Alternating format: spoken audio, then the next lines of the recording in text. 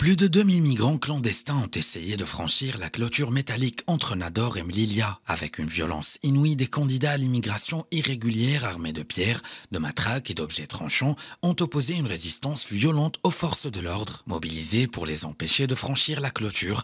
Une bousculade meurtrière ayant coûté la vie à 23 migrants et fait plusieurs blessés parmi les forces de l'ordre. Depuis 2016, le Maroc a repoussé 145 assauts autour des présides de Ceuta et Mlilia et de même plus de 360 000 tentatives d'émigration irrégulière ont été avortées depuis 2017. De plus, les autorités marocaines mènent contre ces réseaux de trafic une lutte sans merci avec plus de 1300 réseaux démantelés les 5 dernières années, 256 en 2021 et 100 jusqu'à mai 2022. Soucieux de conforter davantage la gestion humanisée des frontières, le Maroc a adopté en 2020 un référentiel de procédures standard pour un système d'orientation et de prise en charge des migrants secourus en mer ou appréhendés au niveau des frontières. Grâce aux multiples efforts déployés dans cette mission, la gouvernance migratoire du Maroc est structurée par une logique humaniste, pervertie par les actions criminelles des réseaux de trafic. Dans ce sens, le doyen du corps diplomatique et ambassadeur du Cameroun au Maroc, Mohamedou Youssifou, a dit apprécier grandement le geste de Sa Majesté le roi Mohamed VI pour l'encadrement des migrants au Maroc.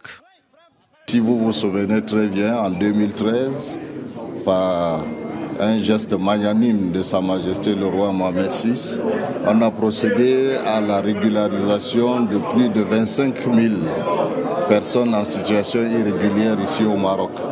On leur a permis non seulement de retrouver une vie normale, mais de pouvoir scolariser leurs enfants, de pouvoir avoir une vie de famille normale et de s'insérer dans la société marocaine s'ils le veulent. Mais dans tous les cas, on a régularisé. Et cette politique migratoire du Royaume du Maroc a valu à Sa Majesté le roi Mohamed VI d'être désigné par ses collègues, par ses homologues chefs d'État africains comme champion en matière de migration pour le continent africain. Pour sa part, l'ambassadeur de la République de Tchad au Maroc a salué la politique migratoire de Sa Majesté le Roi, rappelant que le souverain a donné ses hautes instructions pour mettre à l'abri tous les étrangers et migrants qui travaillent, étudient et vivent au Maroc. En tant qu'ambassade, nous avions suivi effectivement l'exécution de ces instructions royales qui ont été mises à exécution depuis un certain temps.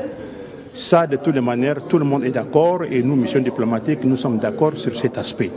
Bon, maintenant, par rapport à ce qui vient de se passer à Nador, il y a 2-3 jours, évidemment, nous déplorons ce qui s'est passé et que nous pensons effectivement qu'il doit y avoir certainement une ramification externe qui est en train d'allumer le feu et pour remettre en cause évidemment cette politique migratoire du Maroc vis-à-vis des ressortissants africains qui vivent au Maroc ici. Mais je ne vois pas évidemment en quoi évidemment le Maroc prendrait évidemment de ces mesures draconiennes pour pouvoir arriver à ce résultat que nous regrettons. Les déclarations des ambassadeurs interviennent après la réunion tenue dimanche à Rabat avec les représentants des ministères des Affaires étrangères et de l'Intérieur. À l'issue de cette réunion, les diplomates africains ont hautement salué la politique migratoire menée par le Royaume sous la conduite éclairée de Sa Majesté le roi Mohamed VI et exprimé leur pleine disposition à collaborer avec les autorités marocaines à ce sujet.